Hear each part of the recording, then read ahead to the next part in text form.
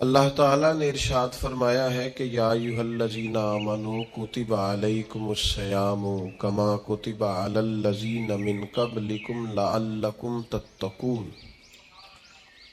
اے ایمان والو، تم پر روزے فرض کیے گئے اور تم سے پہلے لوگوں پر بھی فرض کیے گئے۔ روزے کی فرضیت سے مقصود یہ ہے کہ تم پرہیزگار ہو جاؤ۔ روزہ صرف کھانے پینے سے رکنے کا نام نہیں، روزہ تقوی اختیار کرنے کا نام ہے۔ پاکستان کے حالات کو میں بھی جانتا ہوں اچھے طریقے سے، اور آپ بھی جانتے ہیں۔ روزہ رکھنا ہے اللہ تعالیٰ کی رضا کے لیے۔ تو جو شخص جس منصب پر موجود ہے ان سب سے میری گزارش ہے کہ وہ روزہ بھی رکھیں، یہ بھی عبادت ہے۔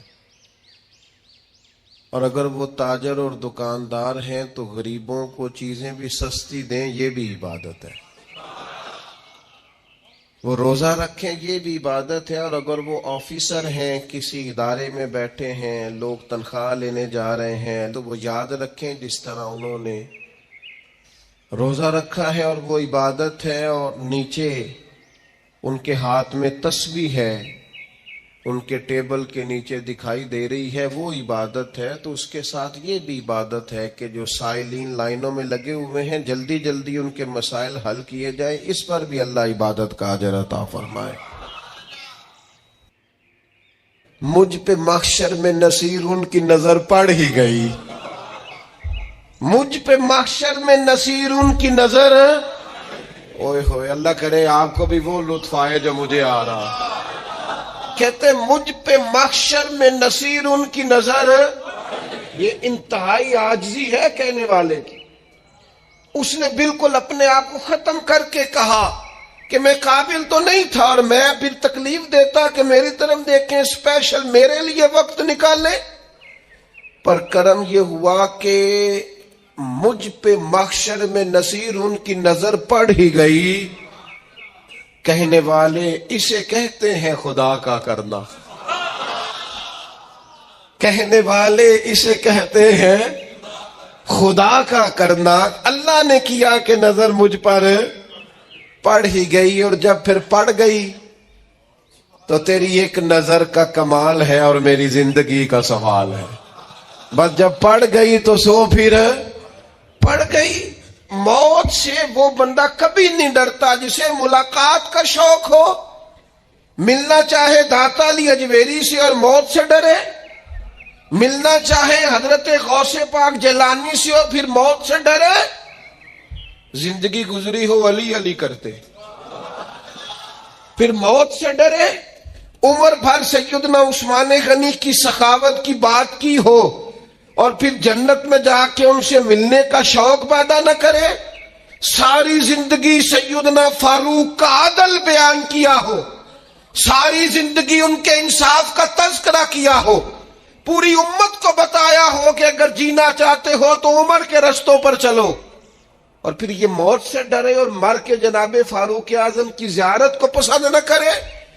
اسے صدیق کی وفائیں یاد ہوں، جنہیں جناب ابو بکر صدیق کا عشق یاد ہو، وہ پھر ان کی زیارت نہ کرنا چاہے اور ساری عمر حضور کی نعت پڑی ہو۔ مانا نہیں آتا تھا پھر بھی کہا بلغ العلا بکمالہ کشف الدجا بجمالہ حسنت جمیع خصالہ صلوا علیہ والہ سے نہیں ترجمہ آتا تھا، پر جب بھی کو پڑھتا تھا یہ بھی جھومتا تھا، مولا یا صلی وسلم دائماً۔ میں آپ کو بتاتا ہوں، توتلا آدمی، توتلا اور دیوانہ مجذوب بیچارہ، سمجھ نہیں، توتلا بولنا بھی ٹھیک نہیں آتا۔ مجھے نماز کا سلام پھرا تو وہ جلدی آ گئے، اور ایک مجذوب آدمی تھے، سادے تھے، تو سلام لی تو کرنے لگے میں گل کرنی سی۔ تو میں نے ان سے کہا کہ تھوڑی دیر کے بعد ملتے ہیں۔ سادہ آدمی ہے، اللہ مجھے معاف کرے، میں کوئی نقل تو نہیں ان کی اتار سکتا۔ اس زبان کو ہم توتلی نہیں کہتے، ہم اس زبان کو بلالی زبان کہتے ہیں۔ یہ بڑی خوبصورت زبان ہوتی ہے، یہ جو توتلے لب و لہجے ہوتے ہیں نا، وہ جب بچہ پوری طور پہ اماں نہیں کہہ سکتا، توتلا ہوتا ہے، تو کوئی مزہ آتا ہے اماں کو اماں کہلوانے میں۔ جب وہ پوری طور پر باپ کو بابا نہیں کہہ سکتا اور توتلا ہوتا ہے تو کوئی مزہ آتا ہے کہنے میں. وہ جب دادی نانی دادا کہتا ہے تو دادے کا دل کرتا ہے یہ 100 بار کہے، کیونکہ اسے کہنا نہیں نہ آتا. لیکن اس توتلاہٹ میں جو اس کو لطف آتا ہے. مجھے بڑے لوگ آ کے شعر سناتے ہیں، میں نے بڑے خوشگلو نعت خوانوں سے زندگی میں سنا ہے. وہ صاحب میرے پاس آئے اور میں نے کہا بعد میں ملیں گے. تو سادہ آدمی ہے، مجذوب ہے، پورا شعور نہیں رکھتا. مجھے کہنے لگا مصطفیٰ جان رحمت کے بعد، مصطفیٰ جان رحمت پہ لاکھوں سلام کے بعد، یعنی مانا یہ تھا کہ سلام کے بعد.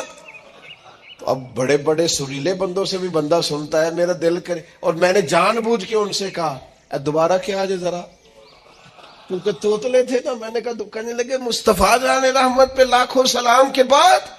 اور میرے عزیز یاد رکھو، ساری زندگی حضور کی نعتیں پڑھی، نبی پاک کے تذکرے سنے، اب موت سے ڈر جائے. حالانکہ موت تو ایک پل ہے، پل سے گزریں گے تو سامنے اللہ کا دیدار بھی ہوگا، مدینے والے کی زیارت بھی نصیب ہو. تو زیارت ہوگی اور ہر نظر کانپ اٹھے گی. محشر کے دن خوف سے ہر کلیجہ دہل جائے گا. اوڑھ کر کالا جبہ وہ آ جائیں گے اور سارے محشر کا نقشہ بدل جائے گا. یہ موت کا خوف نکالنے والی چیزیں ہیں، ڈر. اچھا مجھے ایک بات بتائیں، یہ میں امید کی بات کرنے لگا ہوں. چلیں اب یہ بات تو مشکل ہے پر کرنی پڑے گی، مجبوری ہے. کبھی کبھی ابا جی سے مار بھی پڑ جاتی ہے بندے کو، گھر میں کوئی 2-4 لگ بھی جاتی ہیں. تو اس وقت نا جو سب سے بڑا سہارا کسی کو نصیب ہوتا ہے وہ یہ ہوتا ہے کہ اللہ کرے اماں گھر میں موجود ہو. اور میں نے دیہاتوں میں کئی مائیں ایسی دیکھی ہیں جو بیٹے کے حصوں کی مار کھاتی ہیں. ابا نے ڈنڈا لے لیا بیٹے کی غلطی پہ، اب اماں بیچاری سامنے ہو گئی ہے، 2-4 اس نے بھی کھا لی. یہ بات آپ سمجھیں، موت کا خوف نکالنے کے مفہوم میں بات عرض کر رہا ہوں. اماں موجود ہونا گھر میں تو ابا سختی بھی کرنے لگے تو کسی وقت احساس ہوتا ہے کہ جناب یہ سختی نہیں ہوگی کیونکہ میری اماں، اور اماں پوری وکیل بن جاتی ہے. کہنی تو نہیں پتا، وہ ہو گئی غلطی، وہ فلانے دے منڈے نے خراب کیتا ہے.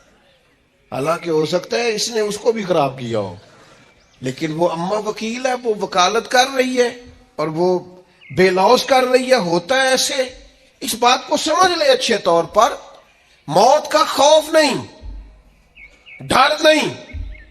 اس لیے کہ گھر میں ماں موجود ہو تو باپ کا ڈر نہیں ہوتا. تو قبر حشر میں تو رسول کریم موجود ہے، وہاں تو نبی کریم موجود ہے، وہاں تو اللہ کریم اپنی رحمت فرمائے گا بندوں پر. اس لیے خوف نہیں، پینک نہیں. اپنی غلطیوں کا احساس ضرور کریں، اپنے اعمال پر توجہ ضرور دیں، لیکن موت کے خوف تلے دبتے نہ جائیں. انشاءاللہ صبح قیامت کرم ہوگا. میرے نبی پاک علیہ الصلوۃ والسلام نے تو فرمایا ہے بس ہم نے ایمان کامل لے کے جانا ہے دنیا میں. حضور نے فرمایا ہے جس طرح 14ویں رات کا چاند چمکتا ہے اس طرح میرے غلاموں کے چہرے چمکیں گے قیامت کو. اللہ کے رسول صلی اللہ علیہ وسلم فرماتے ہیں جسم کے جن جن حصوں پر وضو کا پانی لگتا رہا وہ قیامت میں چمکیں گے. دور سے لوگ ان کا نور دیکھیں گے، پتہ چلے گا وہ محمد عربی کے غلام آ رہے ہیں. یہ کرم ہوگا صبح قیامت، یہ عطائیں ہوں گی. اس لیے مومن موت سے ڈرتا. سیدنا بلال حبشی رضی اللہ تعالیٰ عنہ، آخری وقت ہے، نزع کا عالم طاری ہے. اور یہ گفتگو دیکھیں غلاموں کی. آپ کی اہلیہ رو پڑی، کہنے لگی ہائے ہائے افسوس.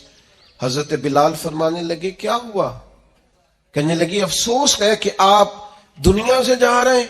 تو حضرت بلال نے مضمون ہی بدل دیا، سوچ کا زاویہ ہی بدل دیا. فرمانے لگے یہ افسوس کا مقام نہیں، یہ تو خوشی کا مقام ہے.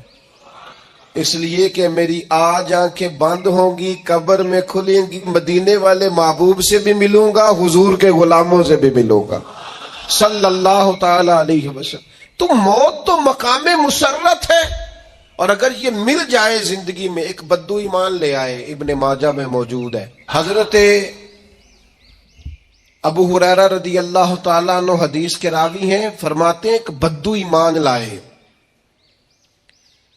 اور انہوں نے حضور علیہ السلام کے ساتھ ہجرت بھی کی، ابن ماجہ میں موجود ہے۔ تو نبی پاک علیہ السلام نے انہیں ایک صحابی کے ساتھ کر دیا، وہ ان کے کام کاج میں مصروف ہو گئے ان کے ساتھ۔ تو حضور علیہ السلام نے ایک جگہ سے مال غنیمت آیا، تو طریقہ مبارکہ یہ تھا کہ مال غنیمت میں سب کو حصہ دیا جاتا تھا۔ اگرچہ وہ جہاد پہ نہیں گئے لیکن حضور نے انہیں بھی حصہ دیا، تو وہ صحابی تو رو پڑے، عرض کرنے لگے حضور میں اس کے لیے تو ایمان نہیں لایا تھا۔ تو حضور نے فرمایا پھر بتائیے، گرچہ حضور جانتے ہیں کس لیے لائے تھے؟ عرض کی حضور میں تو اس لیے ایمان لایا تھا کہ میں رب کی راہ میں لڑوں گا اور میں اپنی جان پیش کروں گا، میں شہادت کے لیے ایمان لایا تھا، مجھے یہ مال دولت نہیں چاہیے۔ تھوڑی ہی دیر گزری کہ ایک اور مارکے کا اعلان ہو گیا، جنگ کا اعلان ہو گیا۔ حضور نے فرمایا چلو، وہ گئے اور چند ہی لمحے گزرے کہ وہ میدان میں اترے اور پھر شہید ہو گئے۔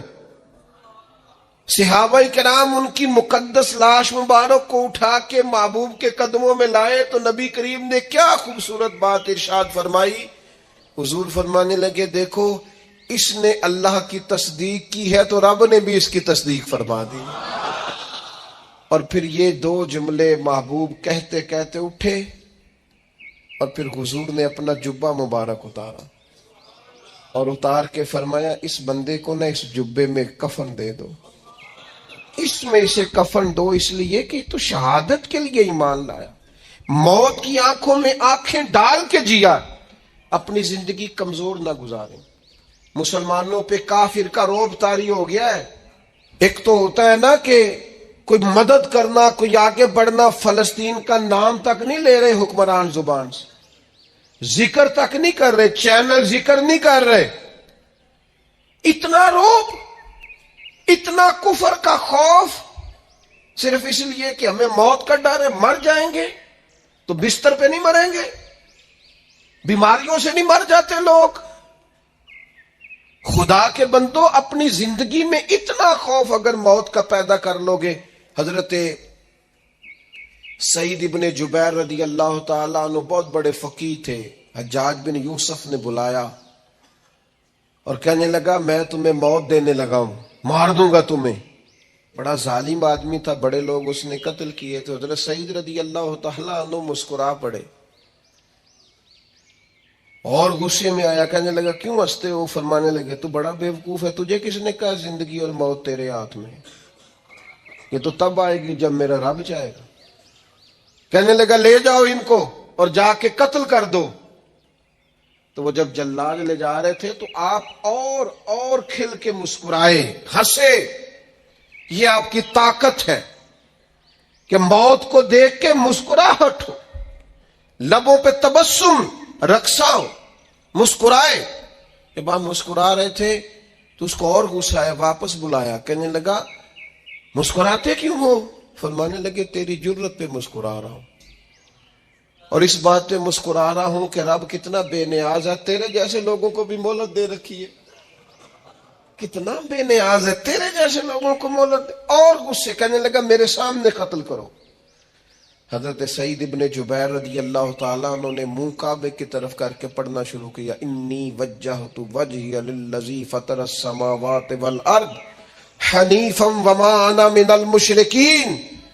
آپ یہ پڑھ رہے تھے تو کہنے لگا اس کا منہ کعبے سے پھیر دو۔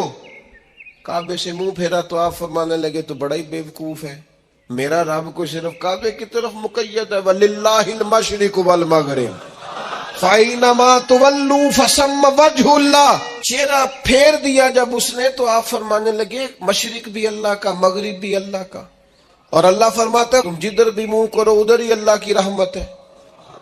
یہ پڑھا تو اب اس نے لٹایا، اور جب وہ آپ کو قتل کر رہا تھا تو حضرت سعید ابن جبیر کی ایک زوردار آواز گونجی، فرمایا یاد رکھنا مجھے اسی طرح قتل کرنا جس طرح تم خود قیامت میں قتل ہونا پسند کرتے ہو۔ میرا آخرت پر یقین کامل ہے، محشر میں عدالت لگے گی، میں تمہیں قتل کروں گا، میں حضرت سعید ابن جبیر کی وہ جرت تھی کہ دربار سارا لرز گیا حجاج کا.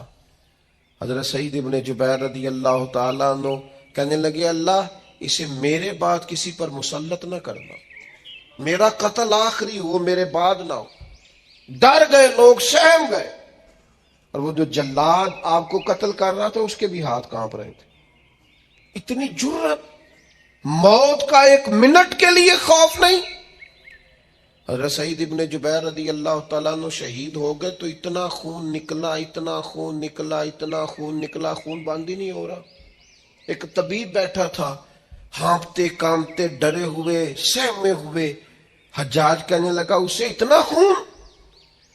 تو کہنے لگا بادشاہ میں نے سالوں مریض دیکھے ہیں، اس کو پتہ چل جائے نا مرنے والا ہوں وہ تو اتنا خوف میں آتا ہے پہلے ہی اس کا سارا خون جم جاتا ہے اور سکڑ جاتا ہے اور اس کا خون جل جاتا ہے.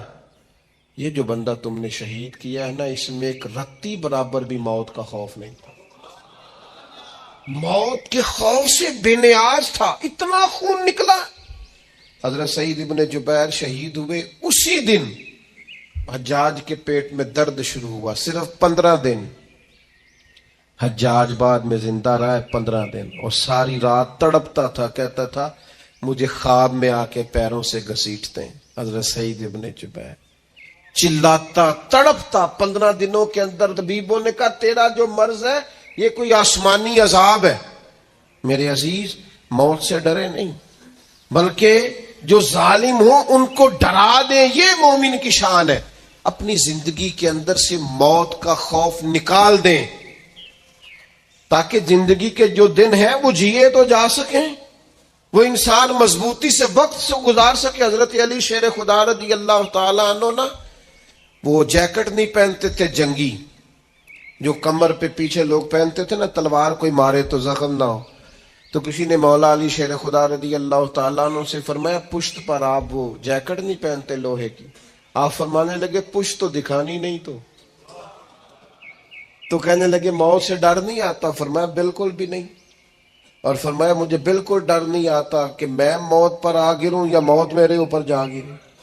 ہم تو شہادت حضرت خالد بن ولید رضی اللہ تعالیٰ عنہ ایک دن نوجوانوں کو خطاب کرتے کرتے کہنے لگے موت سے کبھی نہ ڈرنا، میں نے ساری زندگی جنگوں میں گزاری ہے، میرے وجود پر ایک ذرہ بھی جسم کا حصہ ایسا نہیں جس پر زخم نہ ہو. اور یوں کہتے کہتے رو پڑے. فرمانے لگے یہ بات کرتے کرتے رو پڑے. فرمانے لگے دیکھ لو زندگی ساری میدانوں میں گزاری ہے لیکن شہادت اللہ تعالیٰ نے میرے لیے وہاں نہیں لکھی تھی، یہاں اللہ تعالیٰ نے اپنی رحمت کے لیے موت میرے لیے لکھی تھی. تو یہ تو اللہ کا کرم ہے. قریب ایک بزرگ صحابی اور بیٹھے تھے، فرمانے لگے آپ کی نیت شہادت کی تھی، انشاءاللہ آپ قیامت میں شہیدوں میں ہی کھڑے کیے جائیں گے.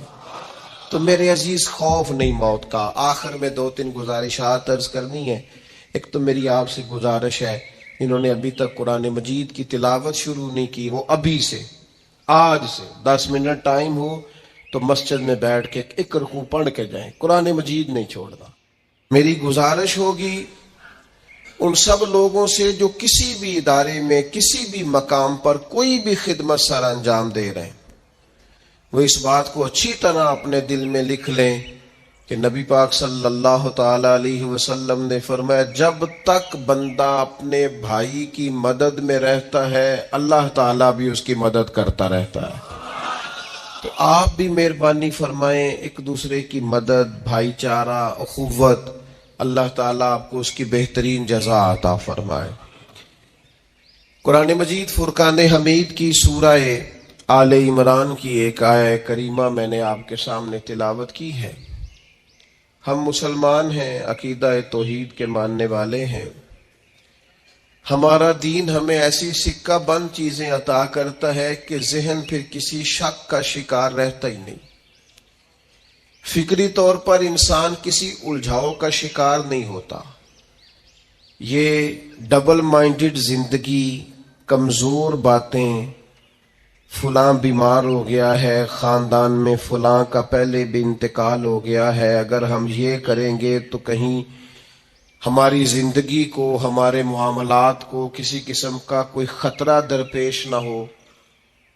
یہ ساری چیزیں بندہ مومن کے ساتھ نہیں ہوا کرتی. کیوں؟ اس لیے کہ اللہ تعالیٰ نے قرآن مجید کے اندر ارشاد فرمایا کہ وَمَا كَانَ لِنَفْسٍ أَن تَمُوتَ إِلَّا بِإِذْنِ اللَّهِ كِتَابًا مُؤَجَّلًا. فرمایا یہ نہیں ہو سکتا کہ کوئی شخص انتقال کر جائے، فوت ہو جائے، مگر یہ کہ اللہ کے حکم سے. یعنی موت جس کو بھی آئے گی اللہ کے حکم کے ساتھ آئے گی، اور موت آگے پیچھے ہو کے نہیں آیا کرتی.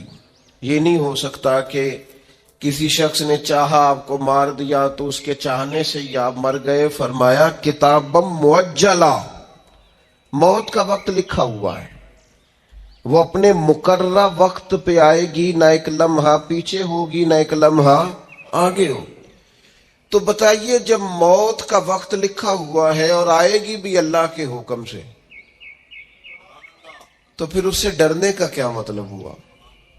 پھر کمزور پڑنے کا کیا مطلب ہوا؟ پھر بیماری پریشانی آنے پر ذہنی الجھاؤ کا شکار ہونے کا کیا مطلب ہوا؟ پھر حق بات سہم کر اور ڈر کر کہنے کا کیا معنی ہوا؟ یاد رکھیں گے میرے عزیز، بندہ مومن جب یہ طے کر لیتا ہے کہ موت آئے گی تو اللہ کے حکم سے آئے گی، بغیر اللہ کے حکم کے موت آ سکتی نہیں، اور آئے گی تو کتابًا مؤجلا، مقررہ وقت پر آئے گی. وقت آگے پیچھے ہو سکتا. اب اسے مضبوط ہو جانا چاہیے، اب اسے طاقتور ہو جانا چاہیے. آپ کو پتہ ہے فلسطین کے حالات کس قدر تکلیف کا شکار ہیں، اور جب سے یہ مسئلہ ہوا ہے تب سے لے کر اب تک درد، تکلیف، خون، اذیت، بھوک، تڑپ، بے بسی، کمزوری اور مسلمانوں کی بے حسی بڑھتی جا رہی ہے. پتہ اس کی وجہ کیا ہے؟ اس کی وجہ جو نبی پاک علیہ السلام نے ہمیں بتائی ہے نا، وہ یہ بتائی ہے کہ زندگی سے جب تمہیں پیار ہو جائے، دنیا سے جب تمہیں پیار ہو جائے، اور موت سے جب تم ڈرنے لگو، پھر تمہیں وہن ہو جائے گا، پھر کافر تم پر لپکیں گے، پھر تم کمزور ہو جاؤ گے. جب جینے کی ہرس بڑھ جائے، جب آسودہ طرز زندگی انسان کی طبیعت سے لگ جائے، پھر اس کا مرنے کو جی نہیں چاہتا. پوری امت کا اس وقت سب سے بڑا مسئلہ یہ ہے کہ ہم کسی نہ کسی مقام پر آسان طرز زندگی کے عادی ہو گئے، سہولیات میں جینا شروع کر دیا. ہم کسی قسم کی بھی کوئی تکلیف برداشت کرنے کو تیار نہیں، کسی قسم کا بھی کوئی درد قبول کرنے کو تیار نہیں. ہم سفر بھی تیز کرنا چاہتے ہیں اور یہ بھی چاہتے ہیں کہ سامنے سے ہوا بھی ہمیں تیز نہ پڑے. یاد رکھیں جتنی تیزی سے جہاز اڑتا ہے اتنی تیزی سے ہی اسے مخالف ہوا کا سامنا بھی کرنا پڑتا ہے. لیکن تندی باد مخالف سے نہ گھبرا اے عقاب، یہ تو چلتی ہے تجھے اونچا اڑانے کے لیے. اپنی زندگی میں موت کا خوف، موت سے بھلا کون ڈرتا ہے؟ قرآن مجید فرماتا ہے موت سے منافق اور کافر ڈرتے ہیں. یہ موت سے ڈرتے ہیں، بجلی آتی ہے، کڑک آتی ہے تو یہ ڈرتے ہیں. موت کے ڈر سے کیا کرتے ہیں؟ یہ اپنے کانوں میں انگلیاں ڈال لیتے ہیں، من السوائی کی، کڑک کی وجہ سے. کیوں انگلیاں ڈال لیتے ہیں؟ یہ کڑک ہی ہوئی ہے، صرف بادل ہی گرجا ہے. انگلیاں ڈالنی کانوں میں، یہ منافقین کی بات پہلے سپارے میں ہو رہی. اس کڑک کو بھی نہیں سہ سکے، برداشت نہیں کر سکے. انہوں نے انگلیاں کانوں میں ڈالنی، وہ کڑک یعنی صرف آواز ہی تھی ابھی. اللہ فرماتے ہیں یہ اس کڑک کو بھی نہیں سہ سکے کانوں میں انگلیاں ڈالنی. کس لیے؟ حذر الموت، موت کے ڈر سے. لیکن کافر منافق بچ اس لیے نہیں سکتے کہ واللہ محیط بالکافرین، اللہ کافروں کو گھیرنے والا ہے. کافر اور منافق موت سے ڈرتا ہے. مومن موت سے، ایمان جیسے جیسے مضبوط ہوتا جاتا ہے ویسے ویسے تو اس کے اندر طاقت آتی رہتی. ایک تو وہ بندہ موت سے ڈرتا ہے جس کے پاس کامل ایمان نہیں، اور دوسرا جن لوگوں کی زندگی بڑی آرام دہ ہو جاتی ہے نا، او محل بنایا ہے، وہ کیا خوبصورت اے سی لگا ہے، اور سردیوں میں گرم کرنے کے لیے مشینیں لگی ہیں گھر کو، اور جناب بہترین صوفے ہیں، قالین ہیں، فریزر نعمتوں سے بھرا ہوا ہے، زندگی اتنی آسودہ کر لی ہے، تیرے صوفے ہیں افرنگی اور تیرے قالی ہیں ایرانی، لہو مجھ کو رلاتی ہے جوانوں کی تن آسانی۔ یہ لوگ پھر موت سے ڈرتے، زندگی بڑی آسودہ ہے۔ یہ اتنا پیسہ جب اتنا مال انسان کما لے اور اتنی آسان زندگی اختیار کر لے، پھر کوئی چھوڑ کے مرنے کو جی چاہتا ہے؟ لیکن اگر زندگی ان لوگوں کی طرح ہو جن کا طرز زندگی سادہ ہے، یعنی تھوڑا سا ہے، انہوں نے لمبے چوڑے آسائشیں جمع نہیں کی، ان کے لیے پھر مرنا بھی مشکل ہے، نہیں ہوتا۔ تیسرا کون بندہ موت سے ڈرتا ہے؟ جس کو دنیا سے پیار ہو جائے نا، مال و دولت سے عشق ہو جائے، وہ لوگ بڑا ڈرتے ہیں موت سے۔ اتنی مشکل سے مربے بنائے، اتنی مشکل سے بینک بیلنس بنایا، اتنی مشکل سے دنیا جمع کی، اب چھوڑ کے مر جائیں؟ وہ کیسے مریں گے؟ وہ حضرت شاہ فرید الدین عطار رحمت اللہ علیہ کہتے ہیں، میں تصوف طریقت معرفت کے راستے میں آنے سے پہلے نا عطر بیچتا تھا، عطار عطر فروش کو کہتے ہیں۔ میں عطر بیچتا تھا تو میری دکان پہ ایک بزرگ آئے جو میری توبہ کا سبب بنے۔ بابا جی سیدھے سادے تھے، خوشبو بڑی مہنگی مہنگی، میں نے اس دور کے جو آپ اپنے لفظوں میں سمجھ لیں جو برانڈ تھی نا، زیادہ مہنگی خوشبوئیں تھی، جو بادشاہ، وزیر، مشیر، مال، اس طرح کی خوشبوئیں میں نے رکھی ہوئی۔ بابا جی آئے تو کبھی ایک شیشی دیکھیں، کبھی دوسری دیکھیں، کبھی تیسری دیکھیں، تو اچھے سیلز مین جو ہوتے ہیں وہ گاہک سے خود بڑھ کے پوچھ لیتے ہیں کیا چاہیے۔ کہتے میں نے آگے بڑھ کے پوچھا بابا جی کیا چاہیے، تو بابا جی کہنے لگے پتر کچھ بھی نہیں۔ تو کہا پھر دیکھ کیا رہے ہیں؟ کہنے لگے دیکھ رہا ہوں تیری جان بڑی مشکل سے نکلے گی۔ تو کہتے میں نے کہا جی وہ کیوں؟ کہنے لگے اتنا مال جمع کیا ہے، جب تم مرنے لگے گا کبھی یہ والی بوتل یاد آئے گی، کبھی یہ والا شو کیس یاد آئے گا، کبھی یہ والا، نہیں سمجھ آئی؟ یعنی کبھی یو بی ایل والا اکاؤنٹ یاد آئے گا، کبھی مسلم کمرشل والا، اب آ گئی یہ سمجھ، کبھی وہ جناب وہ ایچ بی ایل والا یاد آئے گا، تو بڑی مشکل ہو جائے گی، تو کیسے مرے گا؟ تو کہتے ہیں میں دنیا دار تھا، مجھے غصہ آیا، میں نے بڑے تلخ اور طنزیہ لہجے میں کہا میری جان تو مشکل سے نکلے گی تو تیری کیسے نکلے گی؟ کہتے بابا کہنے لگا بیٹا ادھر آنا بات۔ میں سین میں آیا، وہ زمین پہ لیٹا، اس نے کلمہ پڑھا اور اس کی روح پرواز کر گئی، میری یوں نکلے گی۔ عرش فرش تے بانگا ملیاں نہیں تے مکے پہ گیا شور، بلے شاہ آسان نہیں مرنا، یہ تے مر گیا ہی کوئی اور، ایسے نکلے گی میری۔ کہتے ہیں اس نے کلمہ پڑھا اور وہ پرواز کر گئی۔ میں نے کفن دفن کا بندوبست کیا، ساری رات میں سوچتا رہا یہ بھی منظر ہوتا ہے دنیا میں، اتنی آسانی سے شخص چلا گیا۔ فرماتے ہیں بس پھر میں نے بھی صبح خیرات کی، کاروبار کو اتنا کیا جتنی مجھے ضرورت ہے، اور پھر میں نے بھی اپنا زیادہ وقت اپنے رب کی رضا کے لیے گزارنا شروع کیا۔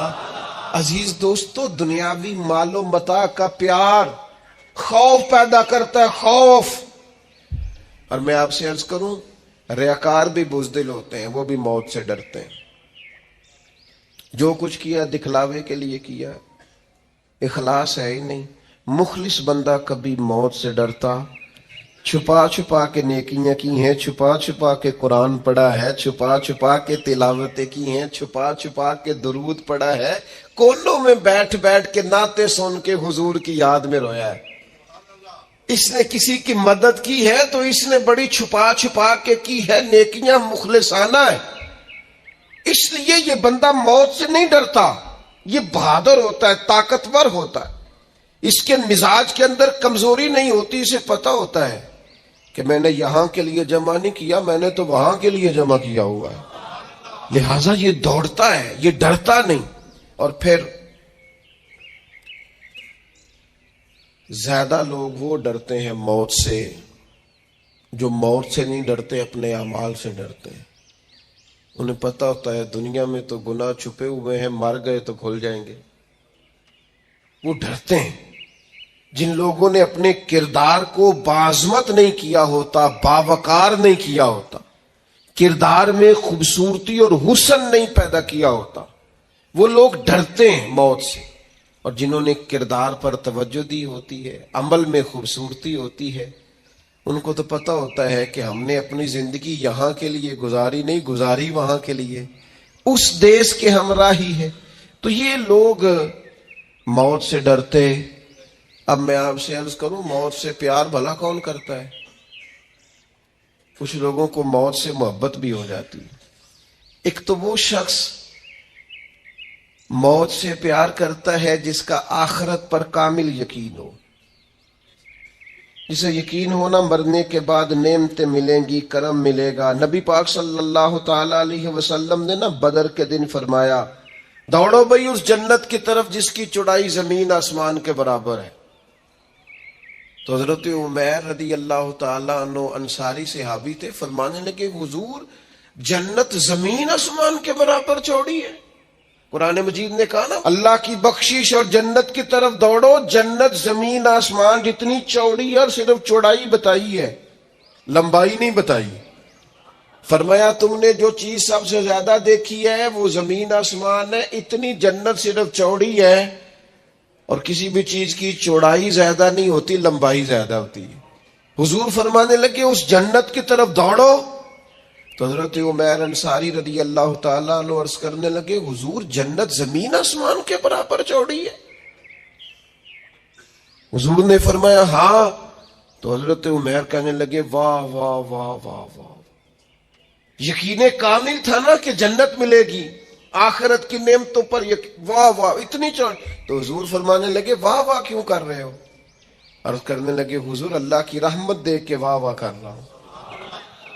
پھر کھجوریں کھا رہے تھے، جھولی میں کھجوریں تھی، پھر 2 منٹ لگے کھجوریں چھوڑ دیں، کہنے لگے یار دیر کیوں کرنی ہے، یہاں بیٹھ کے کیوں کھائیں، جنت میں جا کے کھائیں گے۔